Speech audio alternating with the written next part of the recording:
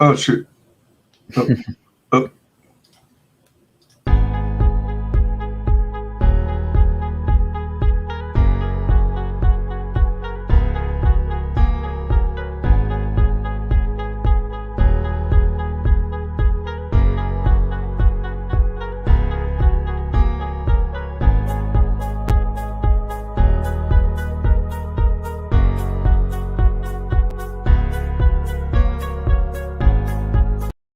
Guest, but it's the only person below White Holiday in the Comicsgate family. It's my favorite clone of Peterson. The YouTube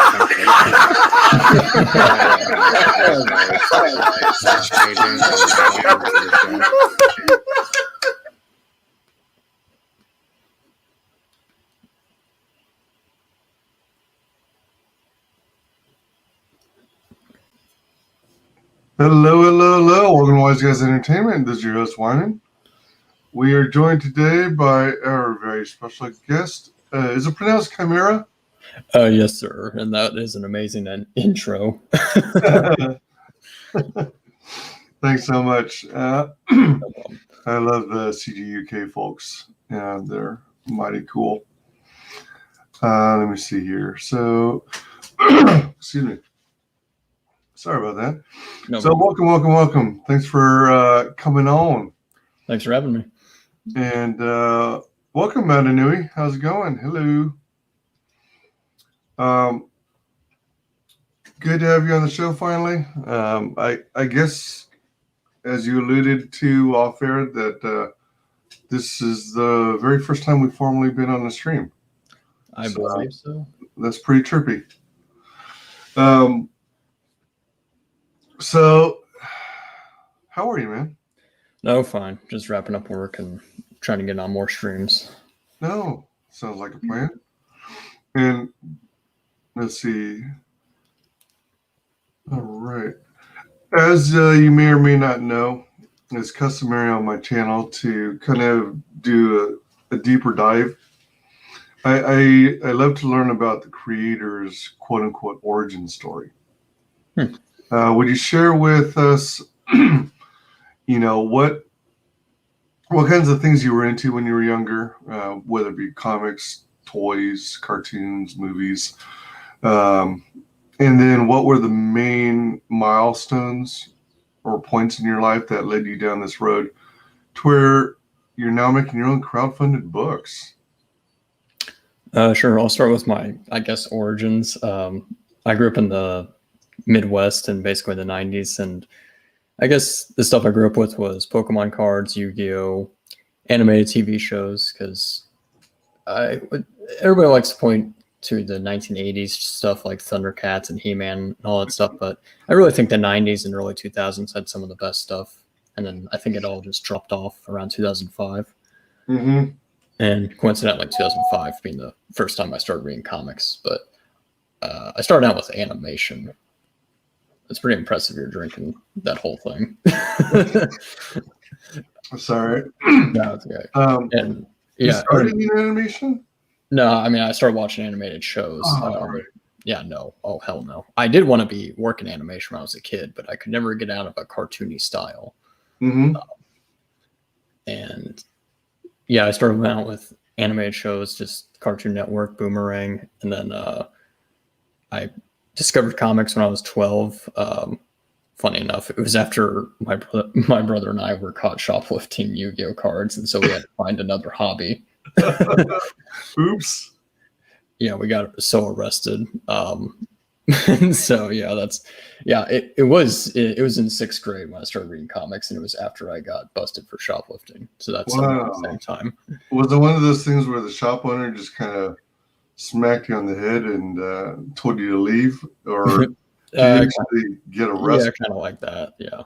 Just okay. Get the fuck if you're underage, yeah, I'm sure at that age you wouldn't be hit with a misdemeanor. Yeah, just get the fuck out, kid. Okay. And yeah, and then around when I was like older in my teens, I started watching anime, and I gave up any hopes of drawing. I just stuck to writing because I'm like, okay, I can't do both things at once, so I'll just focus insanely on writing. Yeah, I wanted to go for English major when I was in college, and like, I'll just get an actual job. I don't want to be a teacher in South Korea. I'll just get an actual job and just like write as a hobby and not tell anybody. Which is actually kind of it was actually frightening to me to make my own comics because I started out in 2016, 2017 with a comic I self-published, and I think it was just digital, so digital didn't really sell well, but in 2019, I started with SOS in Comicsgate, and it was pretty nerve-wracking, but it got good reviews, so that's always a good thing. Yeah, SOS. Nice. Yeah, it does seem to be like a cult classic, I guess, of Comicsgate, if you can say that. Yeah, it does. It does match my sense of humor, sarcasm, Adult Swim. I grew up with Adult Swim a lot. Yeah, that was a fun. And then it had comic elements like Spawn and Ninja Turtles and other stuff. And wow. Yeah, I remember a lot of the ones you mentioned. Was Boomerang one of those things similar to Adult Swim where it was a culmination of various animated properties? Yeah, it was a separate network from Cartoon Network. Yeah, they just played old stuff like Yogi Bear or like Tom and Jerry. Oh, okay, that kind of stuff. All right. I assume they have some kind of app. I'm just kind of I have no idea. Yeah, I didn't recognize it. It sounded familiar though. Yeah, there were. Yeah, I very much grew up in loving the 80s stuff, but there's a few of the 90s stuff that's cool. Do you actually collect the cards, Yu-Gi-Oh, and things Oh, like yeah. Oh yeah, we have like I have casings for like all my decks. I haven't played it in decades, but yeah, I love all that shit. Now, do you continue to collect? Oh no, I haven't collected in years, but Okay. I still have all my Blue Eyes White Dragons. Do you plan on getting back and playing again eventually? Or The only person I ever played with was my brother, so I guess as soon as he wants to. okay. Welcome, Pale Rider. Chimera, the biggest Fallout fan I know. Yeah, I pop up everywhere, lol. He's following me from stream to stream.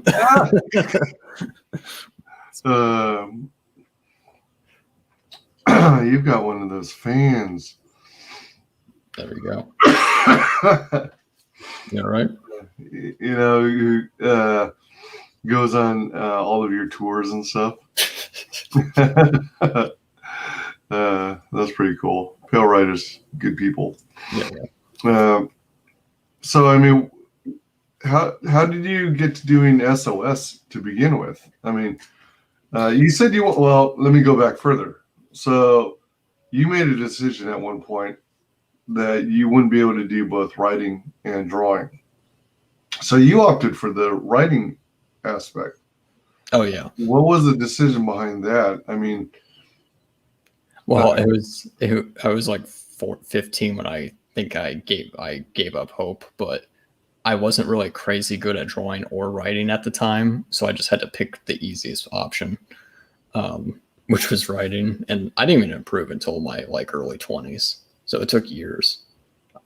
Some people just have a gift. Some others just have to grind. Did you ever take any like formal classes in storytelling and scripting? No, I just basically downloaded formats. Like I use for comic book formats, I just use what was available on Dark Horse. They had a submissions part of their website like 5 years ago, and so they had like examples like page 1, panel 1, etc., etc. Yeah, so that's what I currently use for writing. Before I just wrote screenplay format, and before that, I don't even remember. Probably just short stories. And screenplay formats catered to things like television and movies, right? Yeah, I was under the delusion I would work in animation one day. What's with all this delusion stuff? You know you can do it. Now, I mean, I didn't think I could. Well, yeah, you're right. I didn't think I could do comics, and then, you know, all you have to do is just self-publish. Like, it's easy. I remember in 2016, I was interested in it, and I was watching all these YouTube videos, and they're like, "Oh no, you got to buy an ISBN number. Oh, you got to put it on Amazon. Oh, you got to do this." I'm like, "What?" I've heard about stuff like that too, and I'm like, I'm still trying to understand the benefits to having an ISBN number. I mean, No. and when you do so, do you have to like buy a whole sequential series of them at a time? And No. does it ever? Oh, go ahead. No clue. Like I said, I think they just were like, they got it. I guess they were promoting Amazon and they got some deal or whatever. I mean, just crowdfund your books and maybe put them on Etsy or eBay, which I'll be doing in the future. Okay. SOS, you actually made it into a physical book, right? Yeah. Because I'm pretty sure I received some books from one of your campaigns. Did was that the book that you were talking about having originally done digitally, or was that something else? No, I don't think I had any digital books. Oh, you did. Wait. Oh, you're right. Yeah, I did have a digital book in 2017. That was called something else, not SOS. Oh, okay. All Yeah, right. SOS is by Iba Canales. We met in mid 2018, and I'd been working on SOS since I was a kid, and I wasn't 100% sure because I'm like, everyone's kind of releasing superheroes in Comicsgate. These aren't really superheroes. They're like They're like the opposite. They're like anti-heroes. Like, and he thought it was fine, and so we just got it worked out over the course of a year. And the rest is history. That's pretty sweet that you got as your among your earliest gigs to a chance to work with Canales. And was it just something you just ran across each other, or like you happen to see some samples of Canales' work shared on Twitter, and then you approached Canales, or? Yeah, I mean, we met on Twitter. I think I said this on another stream. We were arguing with the same people, and I'd known his like Iron Sights book, and I'm like, oh, okay, that looks good. But he showed me his other stuff, and I'm like, oh, that looks way better. And I had an artist like just drop on me. I'm like, hey, my artist dropped on me. I want to do this, and so he penciled me in mid 2019 or so because he was crazy busy at the time. Right on. So, what was it like doing SOS? What was that project like? Nerve-wracking because I had like rewritten the series like 3 times over. And so, yeah, I wasn't 100% sure. No, I'm more confident now because people obviously came back for volume 2. So, yeah, it was a pretty fun series, but man, the first volume was just like, I was just like nerve-wracking and like constantly editing the book as we kept getting pages in. Like we would redo like a panel or 2, or I would fix dialogue or whatever. Oh. Yeah, it was pretty nerve-wracking. So when you first completed this original script, it felt like something just wasn't right initially. And then, you just kept moving forward. But then when you look back on it, you decided, no, it's not good enough. Yeah, basically. Let's tweak this and that. Yeah, no, it's not good enough. Pretty much sums it up. I mean, looking back and reading it, I'm like, it's a good read, but I'm like, I could have fixed this, this, and this. But I mean, hindsight is always 20/20. Yeah, it often goes that you're often the worst, your own worst critic. Yeah. Now, did you? Excuse me. Did you on that project have your own editor as well? Did you bring on an editor? In volume 2, I did. A girl named Natalie. She gave me good feedback. She actually bought SOS Volume 1. She gave me really good feedback, like really detailed. I'm like, are you interested in editing or anything? and she has no experience editing, but she gave really good feedback. She edited volume 2. Oh, nice. That's pretty trippy. That's cool.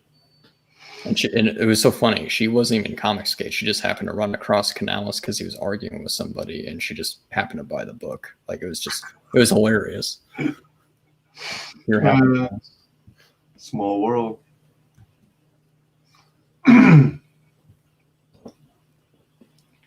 Pale Rider says, I'm getting some guys to run a D&D game for Chris. I think Chimera needs to play a disillusioned paladin. I'm sure there's some inside joke with that. I don't know D&D. I know Dungeons and Dragons. I just don't know how to play.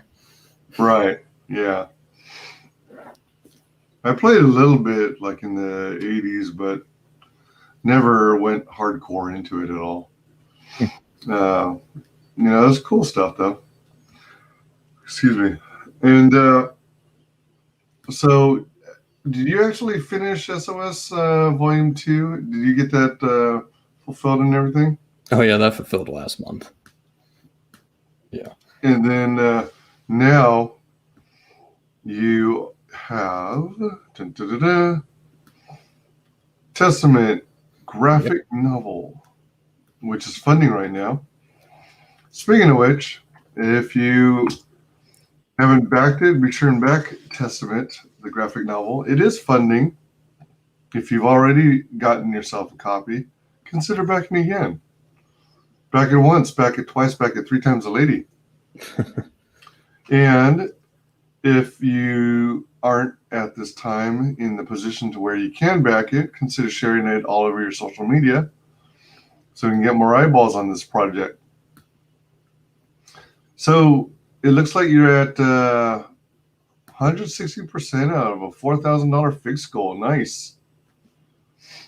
Have you taken a look at this campaign, or have you been monitoring the behind-the-scenes analytics, compared it to SOS Volume 1 and SOS Volume 2, and, you know, monitored the progress and, you know, how fast things are getting each successive campaign? Yeah, we were pretty much funded in like the first week or so, and I always like to check the last campaign, Volume 2, which was my third one, believe it or not. That made 4,000 in the first month, and we hit 4,000 like the first week of this. So I am going up. Yeah, consumer confidence with me is pretty high. So this is actually the most money I've made. Like, it took 6 months to hit 6,000 for SOS Volume 2, which is the most I made. So I've made over 6,000 in just 3 weeks. Nice. So, yeah, just deliver books and make sure they're good. I really don't have any other advice for creators. This is your fourth one, as you indicated. Yep. So besides this, SOS 2, SOS 1, what was the fourth campaign? Yeah, my second campaign was Onslaught. That was like a spin. Oh, that's right, Onslaught. Okay. Yeah, that was a pretty quick campaign. I'm not surprised if nobody remembers that. Well, now that you mention it, yeah, I remember that it was there. And why was it a pretty quick campaign anyway? I had most of the art done, and I mean, it's a spin-off, so I wasn't surprised it didn't make as many backers, but I still made more money. But yeah, I just closed it up and then delivered it. We did pretty well, $4,000, and I still have leftover copies. I'm having some variant covers of Volume 1 and Volume 2 printed, so I can set up my eBay and Etsy store. Oh, all right. Yeah, because I'm kind of tired of running campaigns and then offer a perk where the book is already completed. Because if I offer Volume 1 on like the Volume 3 campaign, well, the book's already done. So might as well just do more direct to consumer. And you're going to do both eBay and Etsy? Yeah, we'll start with Etsy, and then we'll see how eBay does. I have like no numbers to prove anything, so I don't know which one is more popular. Yeah, just trying to figure out whether it makes sense to have 2 separate platforms. Maybe you'll have 2 entirely different user bases, or if it makes more sense just to have one centralized one for everyone to go to. Yeah, let's see. But then I guess you risk also encountering that challenge that you have, between whether you do a campaign on Kickstarter versus Indiegogo. And, there's a certain type of fan base of projects on Kickstarter and another group that's on Indiegogo. And oftentimes they don't meld, they don't carry over, Yeah. where you don't have necessarily a lot of people who back from both platforms. They just focus primarily on one. Yeah, Kickstarter definitely has a fan base for like stuff like Cam in America and Lady Death. Females with assets usually do well on Kickstarter, and like that's not even a joke. They really do. So right now, I don't have a female lead who's like all sexy and clad, but if I did in the future, I would consider putting it on Kickstarter just to see what the difference would be. Okay. Yeah, I mean, they're slightly different platforms. There are benefits to each, from what I understand. Yep. I'm one of those who falls on the Indiegogo side, who spends the majority of my time on Indiegogo. If I happen to stumble across a campaign that I notice is on Kickstarter, then I will consider potentially backing it. But usually, I prefer Indiegogo because of the way it's laid out and how it works. With Kickstarter, there's like a million perks, and then man, I bought some books on Kickstarter, and then it was so funny. They were available on Amazon the whole time by the author, so that was even funnier. What? They were? Yeah. Kickstarter and Amazon at the same time? They were like reprints or whatever of a series, and so I thought you could only get them on Kickstarter. Right. And then I'm like, oh, they're on Amazon. Oh, never mind.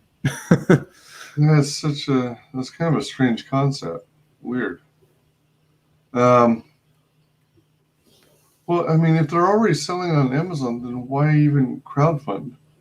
I think it was for an art book campaign, and so they were like books along with it. And I'm like, oh, okay, we'll see how this is. Okay, all right. Yeah, when Comicsgate was first getting really big, which in my opinion was around 2019, 2018, I'd say. And it was really growing and stuff. My first thought is that there would be a huge influx of superhero comics. But it seems like, looking back on it, that there weren't a whole lot of superhero comics. There were a few, but then, amazingly enough, there was a huge batch of books that involved werewolves and like zombies, the Universal monsters, or characters based off of them. And it's quite interesting because, like, speaking only for myself, of course, I've never been a huge fan of zombies or horror content, but it turned out that when I decided to become a Comicsgate promoter, and that I was finding a lot of the books I was backing were zombies and horror and Dracula and werewolves, and because that's what a lot of the content was that was coming out. I think we're slowly starting to see more and more superhero content coming out, but it's nice to have such a wide range of stuff. We got some things that are mainly art books, then we got some that are like suspense thrillers. We got some sci-fi. We got some Golden Age influence stuff, and things like that. Yeah, indie comics kind of branches out and does other styles and stuff. Yeah, I think at some point people would get tired of superheroes and the cape stuff. Yeah, maybe. I personally don't really get tired of that kind of stuff. Mananui says, so far, that's not really happened. They exist, but there appear to be many superheroes as far as I can tell. Yeah. Well, I mean, there's a anime I love, and it's a manga as well. So I'm a spider, so what? And I'm like, you wouldn't think a manga series about a girl being reincarnated as a spider would be interesting, but alas, it is. So you can't really say which would be interesting or not. Yeah. I mean, part of what appeals to many people about manga is that it is like so many of them are like slice of life kind of things. Mm-hmm. You see them go about their day, eating and cleaning. Oh yeah, there's so much. I didn't even notice, but man, there's so much eating in anime. It's ridiculous.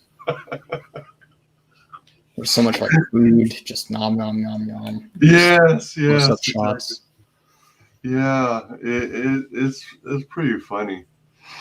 But you look at the landscape right now, and Marvel and DC are just doing nothing but going downhill, and manga's like raking in the cash. Yep, we were seeing that on Twitter lately. The top 20 graphic novels were all manga, which doesn't surprise me in the slightest. And I guess there's some argument if manga is actually comics. They are, because they're Eastern. They're in the East. They're comics in the East, and there's literally shops in Japan. There's like a section called comics. Like, yes, they are comics. Yeah. Is it Kumics? I don't know how they spell it, but all right. Yeah, I mean, I would consider them comics. Yes. Yeah, definitely. Me too. Hey, so let's check out Testament graphic novel. Catch this trailer here. Sure thing.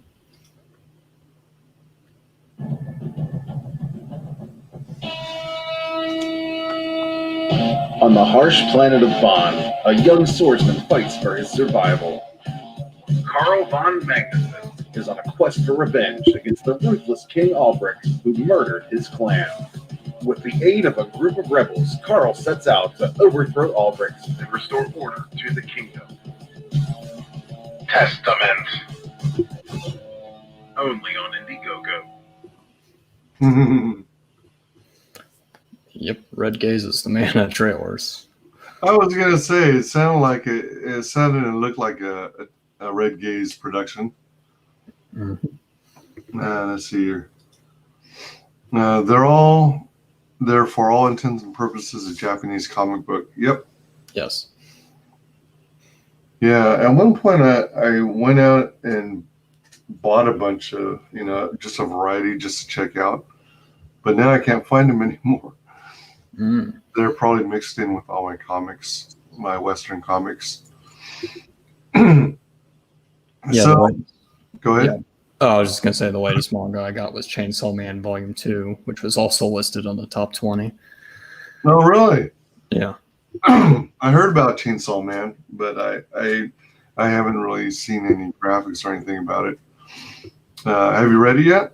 Oh, yeah. I've read the first 2 volumes. It's pretty phenomenal how they Is it really? Basic concept, a dude with a chainsaw for a head, but yeah, they somehow make it into a great story. They very much just take any stupid concept and just make it great. The chainsaw for a head? Yeah, you'd have to read it. Oh, It'll make sense. Trust me. Oh, wow, that's interesting. Okay. So when you decided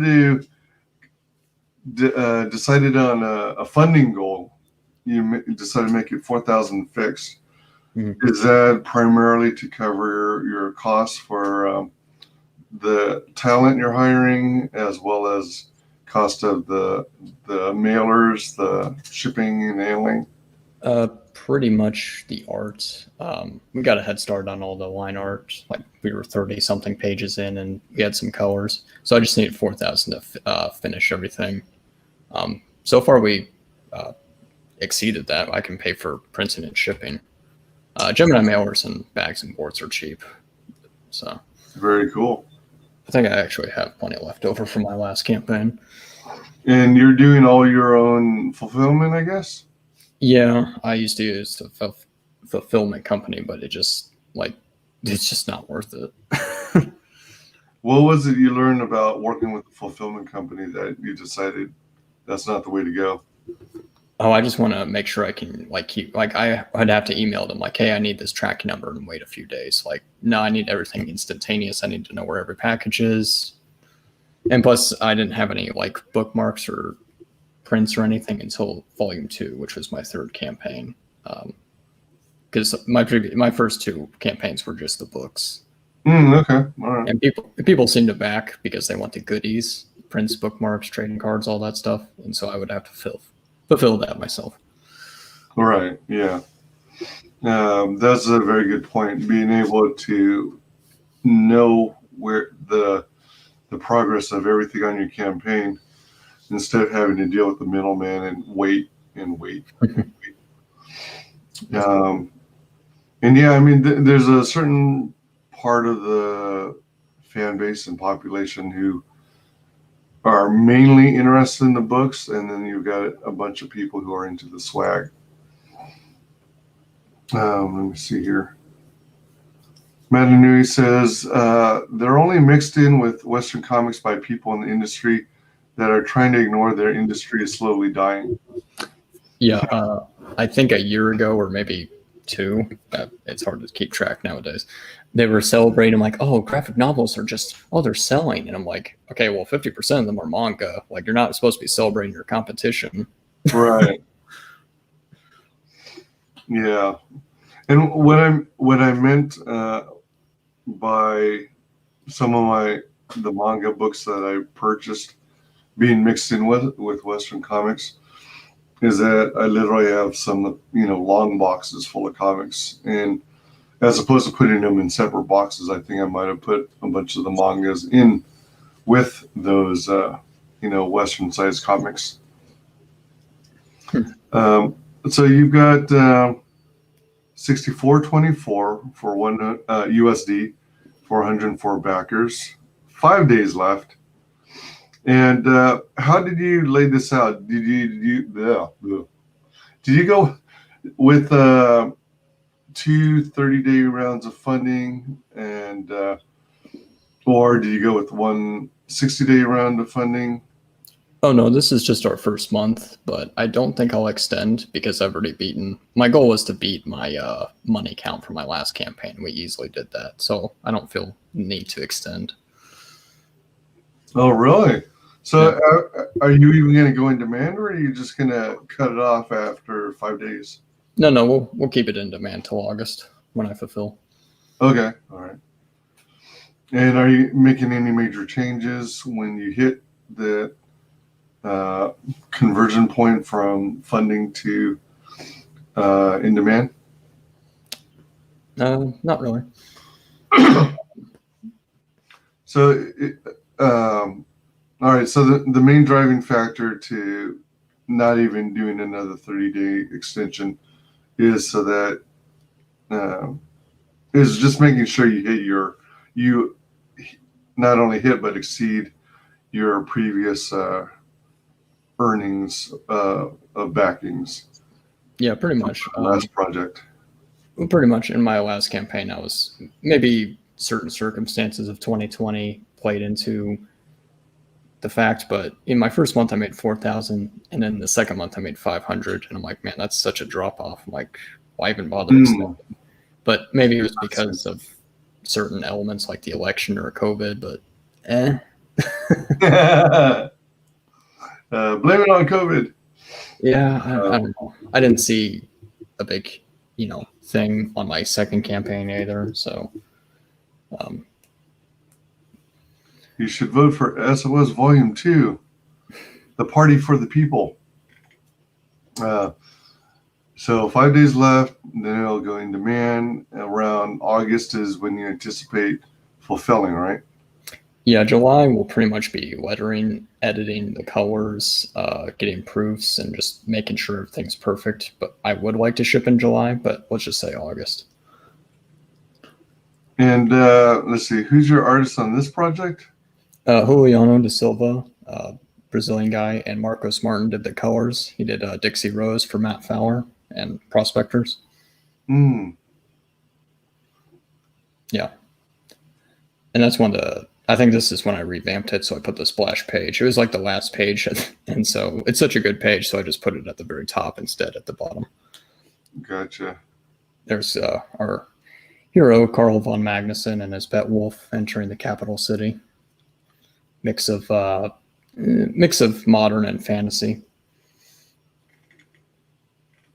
Testament's a 52-page, fully colored graphic novel inspired by Mad Max and Vampire Hunter D. This science fantasy series takes place in the year 10,081 on the planet Vaughn. Vaughn is a harsh planet composed of 5 regions, each one ruled by antagonistic warlords. The story focuses on Carl, an orphan drifter in Sellsword, who arrives to the region of Rainland on a quest for revenge. The region of Rainland is controlled by the oppressive King Albrecht. The king has started occupations in the other regions of the planet Vaughn in hopes of recovering the technology of his ancient ancestors, the old gods. Chimera writer Juliana Silva. Chimera is the writer. Juliana Silva is line art. Marcos Martin colors. Eric Weathers lettering. Joe Ball and Marcos Martin cover A. Rob Willis and Adam Brown cover B. And Bob Stone logo. Sweet. You got a good team together. Yep, only the best.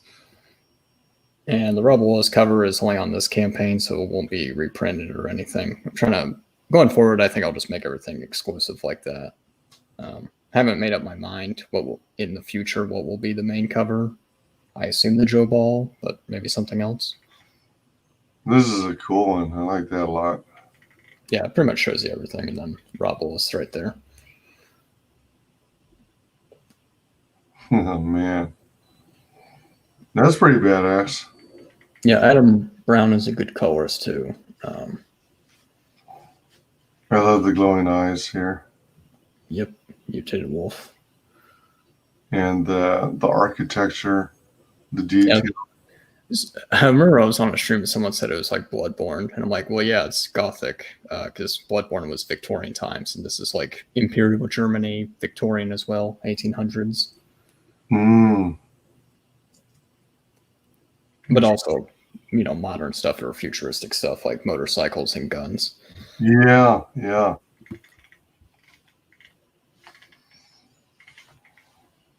So in terms of the synopsis, Carl sets out for revenge after the massacre of his raiding clan, but later joins an underground rebel group made up of runaways, criminals, and ex-soldiers.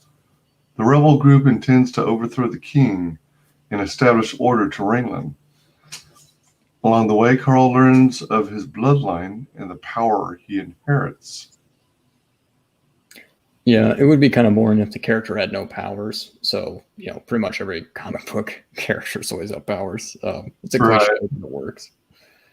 But I did try to make you'll see in the third act of the book, his powers will be grounded. He won't be going Super Saiyan flying around. But it'll work in the story. What is your style in terms of collaborating with artists? Do you complete a couple pages of the script at a time and then forward it to the artist to hash out and visualize and realize, and then they come back to you making sure they're on the right track? Yeah, I wrote the script in like 2019, and then later that year in December, we started knocking out a few character designs and pages. We just chipped away at it over time. So over the course of like a year and a half, by now, we got a big portion of the book done. But I had the script completely done. That's usually just what I do. That's what I'd like to do anyway. Yeah, it's nice to be able to get have a huge chunk of it done so you can focus more on promotion than worrying about getting the work itself done. Yeah, I mean, I do have edits here and there with dialogue and also some action scenes, but it was like later in the book, so we didn't have to like go back and fix everything.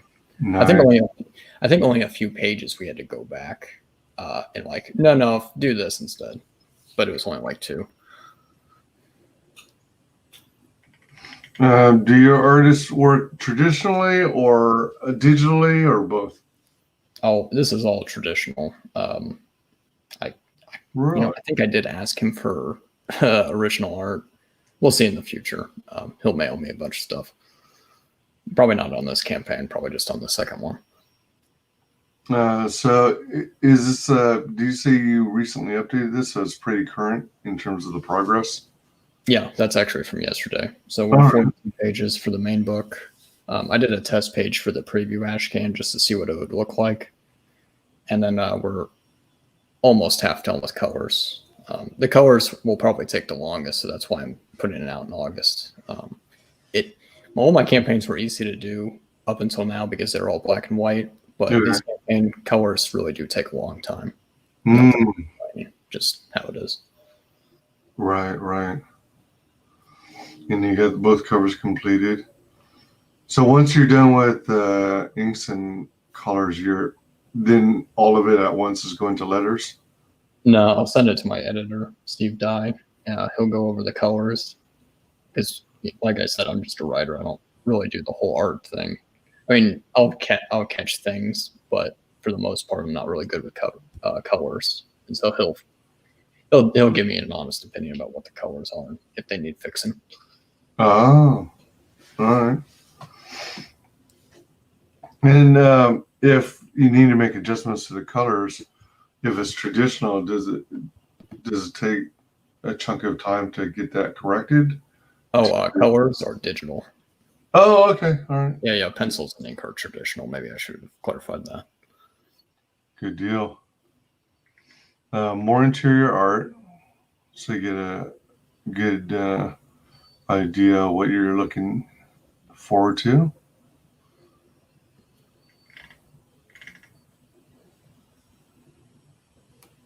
Youch. Oh, damn.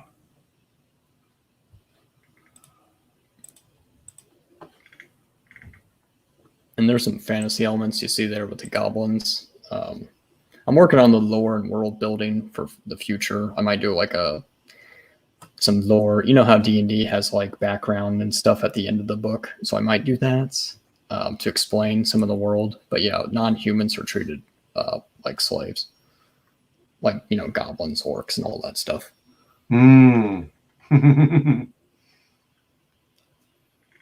Because then this first arc is like the first 3 books, and then in the future I'd like to do more fantasy, because right now you see some technology and stuff. I'd really like to do more fantasy concentrated, because I'm a big fan of Slayers, the anime and the light novels. Wait, did you say Sliders? Yeah, I'm a big fan of Lena Inverse and all the light novels and stuff. Oh no! All right, I was thinking of the TV series Sliders. Oh yeah, no, I'm a big fan of Slayers. Slayers Next, Slayers Try, and all the specials they had. Ah, all right.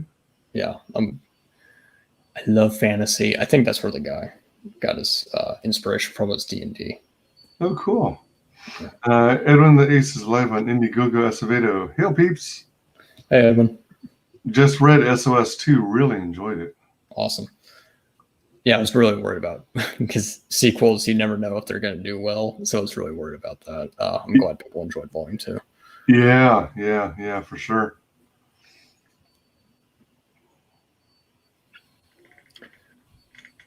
And stretch goal 6K, which we unlocked, was the Preston Acevedo painted trading card. Ooh, nice.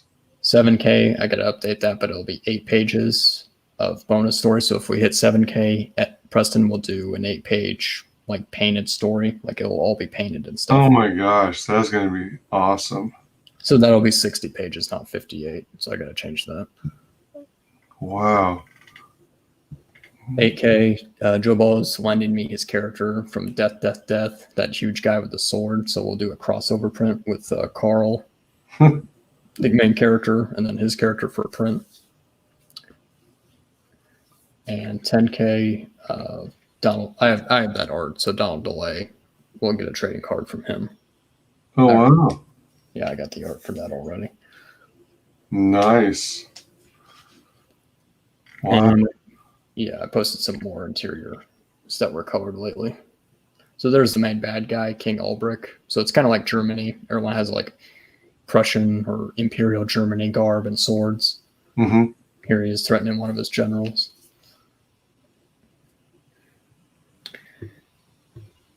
And yeah, and scroll down a little bit. You actually get to see what he's threatening him with. There you go. Mutants. Because you know how Vampire Hunter D had vampires, werewolves, mutants, monsters. They pretty much had like everything. So that's what I'm trying to do. I'm just trying to get everything that would fit. I mean, these are like, it fits in the world. It's explained that like radiation caused them to go crazy. Yeah. Because I'm a big fan of Judge Dredd, and so they have mutants in there as well. Oh yeah, Judge Dredd. Sweet. El Gargoyle says it's on Hulu. Really now? Vampire Hunter D? I think that's what he's referencing. Oh, okay. Is it Vampire Hunter D? Or the Slider series? You guys ever see Peter Sametti's The Chair? No. I heard about it, and when he was auctioning off some artwork on Ethan Van Sciver's stream, he threw in a Blu-ray DVD copy of The Chair, but I've never seen it. Have you seen it, El Gargoyle? That's pretty cool that Pete was able to get a movie made based on his property. Yeah. I mean, that shit's not cheap. Yeah. Let me actually show some recent colors I got. Let me share my screen. Did you hear, I want to say it's Art T Bear. Back when his book Black and White was real popular, they were getting very close to getting a movie made of Black and White. Oh, hang on. Let me show my arts. Because there's some art changes, but let me show. Risks and challenges. I fulfilled 3 campaigns. You'll receive your book, and I'll update you if I run into any obstacles. Transparency is very important to me. Yep. Alrighty. Here's some recent colors I got. Ooh, cool. So yeah. And then his wolf bites him. I didn't download it because we still got to fix some colors on here, but yeah, for the most part, this is what it'll look like. All right. Yeah. Cool. Let's check out the tiers here. I always appreciate when there's a featured tier. I think it's cool. It's featured tiers typically aren't the cheapest perk. They're not necessarily the most expensive, or they're usually not the most expensive. And you can usually expect to get like a book, sometimes a variant cover, maybe 1 or 2 pieces of swag.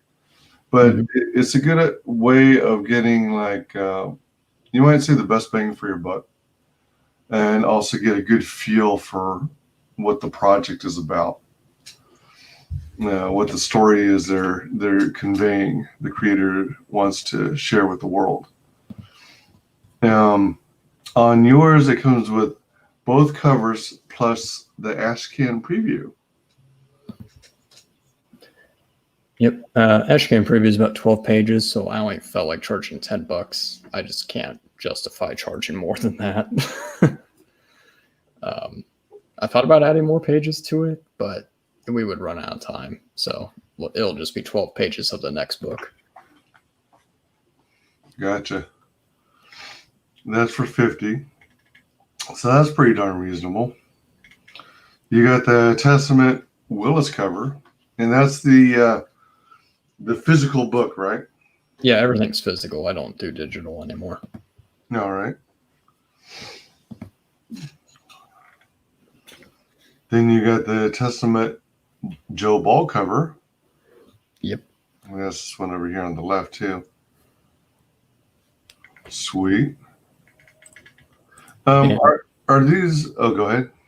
Oh, I was just gonna say, yeah, I have leftovers of my last campaign, SOS Volume 2, so I can actually ship those as soon as you order it because I already have the books.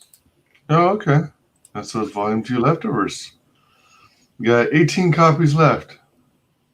2 of them have already been scored. Yeah, actually 4 because I had to make a secret perk. People just kept asking me, and so I'm like, oh, it's public. Stop emailing me. Are any of these books signed, or is that later on in the perks? No, I don't do signed anything. All I don't right. know if my signature would be worth anything. Except $1 million. Yeah, there you go. Yeah. We've got the Joe Ball cover plus the ash can for 30. You also can get the Willis cover plus the ash can preview. And then you got both covers. Nice. That's for 40. And Yeah. we've got a Sims sketch card plus book. Yeah, I pretty much sold out of almost all my original art. So we had a bunch of sketch cards and original art. Sim stuff is the only stuff left. Wow, nice. Now there's only 2 copies left. One of them's down. One of them's already been scooped up. And if you're interested in that tier, you better get in on it while you can, because there's only 2 more left. And I always love checking out campaigns where it still shows the sold out campaigns, sold out marks rather, because it basically is a reminder of what I missed out. But it also serves as a reminder to people, don't drag your feet, get in on it while you can. Otherwise you'll miss out on these wicked cool perks. Yeah, the Preston cover or Preston card, original art that you see there, and the Joe Ball cover, they sold on the first day. Oh man! So yeah, that stuff sells. I mean, Preston was saying like, yeah, you should charge more money, and I'm like, oh really? Like, oh, because this is the first campaign I'm doing original art. I'm like, I have no clue. Yeah, I gotta say, Preston is one of the best artists I've seen. And he's very talented, even in painting. Oh yeah. So if you can have his work as part of your campaign, you could probably fetch anywhere from easily 250 to 300 at least. In some cases, on some campaigns, 500. Yeah. He did a really sweet piece for the Peregrine Project, but they were looking at, I think, 5,000. Yeah, 3,000 for that cover. 3,000, and then they had a temporary promotion where they dropped it to 2,500. But I don't think anyone's scooped it up. But everyone loved it. Everyone was raving about it. But yeah, Preston can, he's becoming very well known in CG, and yeah, 150. Yeah, his stuff is going to be scooped up quickly. Sketch cut, yeah, Doodle Bags is pretty popular. And I had Joe Ball do 3 cards for me plus all the books. My gosh. Yeah, that sold out quicker, like about a week in, I think. Oh my gosh. This was like a Joe Ball collection? It was, it comes with, 1 of 1. All right. So it came with all 3 of Joe Ball's sketch cards. Yeah. 3 books? Yep, everything. Wow. Cool. Yeah, when I was setting up the campaign, like the draft, I was just asking around which creators. I'm like, hey, what do I do to raise this? And like, oh yeah, you got to sell like bundles. You got to do original art. Like, oh really? Oh, because apparently sketch cards are huge. So They actually are quite popular. I mean, I personally love them. I think they're really cool. I collect them, and I often try and get in on them when I see a tier for them, a perk. Man, that Joe Ball piece, whew, that's wicked cool. And that sold for $250. So you got the cover art. Was that 11 by 17? Yes, and that also comes with every single book. All the original art, that also comes with every single book. Oh man! Because I tried to sweeten the deal. I'm like, So- I don't want you to pay shipping for both book and the original art. I'll just put it in one. It came with all the all the both. books, meaning all the Testament books, or did it also include SOS books? No, just all the Testament books. All right, man. Yeah, that's a good price for Joe Ball art too. Preston original painted art. Whoa.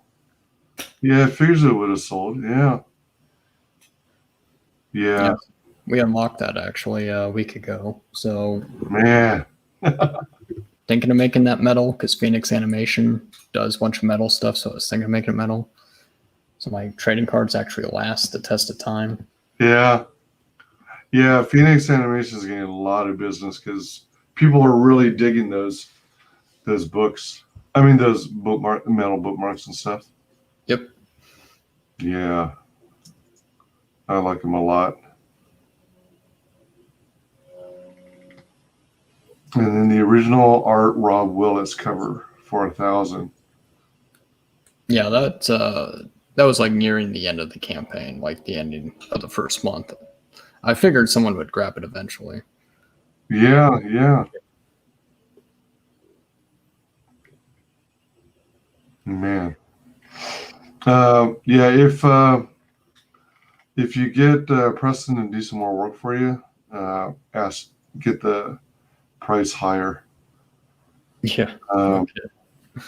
Yeah, because as much as I love bargains, his stuff will bring in more than that, far more than 150. Yeah, man, cool campaign. Oh, thanks. Pretty sweet. I was trying to figure out if there was one that had. Let me see. So the Sim sketch card plus book comes with one sketch card, right? Yep. And one book, the original cover, standard cover. The Rob Willis cover, because that seemed to be the most popular. But if you want a different cover, you can just email me. All right. And there's add-ons. Do you have each of the covers of Testament as well as the SOS book available as add-ons? Yeah, I have add-ons for the leftovers, and I have add-ons for the sketch cards, so you can get a different cover or a Nash Cam preview or whatnot. Okay. Oh, by the way, the sketch cards, I presume they're 2.5 inch by 3.5 inch.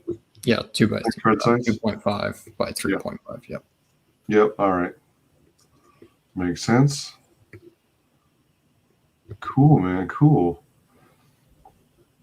So let's check out this trailer once more. All right.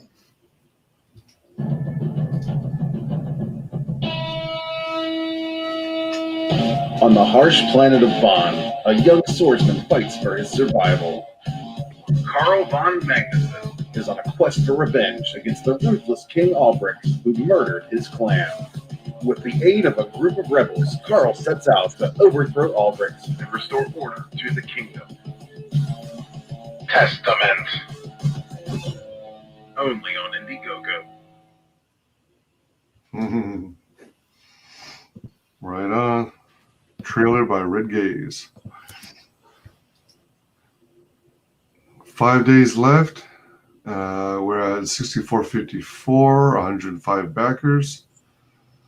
And after the 5 days of funding, it'll roll over to in demand. Do you already have that stuff set up? Yeah. Yeah, the start of the campaign. Yeah, the start of the campaign, they ask you, and you just fill in all that stuff. Gotcha. All right, nice. If you haven't already, be sure and back this book. If you've already back it again. Why not? Definitely worth it. Looks like a great story, great artwork, and he's got all kinds of great talent going for it. Back it once, back it twice, back it 3 times a lady. And if you haven't got the means to do so, be sure and do us a favor and share this campaign and the stream all over your social media so we get more eyeballs on it. I am going to give you the floor, Chimera. Would you share with the world how you can be found on social media? Yeah, just Chimera in the Hut, and it has all my links to YouTube and all that stuff. On Twitter. All right. Good deal. And everyone knows you could find me by checking out any of my streams. My social media is listed down below. I want to thank everyone in chat for joining us today. You guys are so cool. Thanks to everyone who watches this on replay. And thanks once again to our very special guest, Chimera. Thank you. And been a pleasure having you on. Hope to have you on in the future. No problem. You have a great one, everyone. Catch you on the next stream. Bye. Final guest is the only person below White Holiday in the Comicsgate phone book. It's my favorite failed clone of Peter Sameti. The YouTube sensation. How you doing, Conrad? Welcome to the show.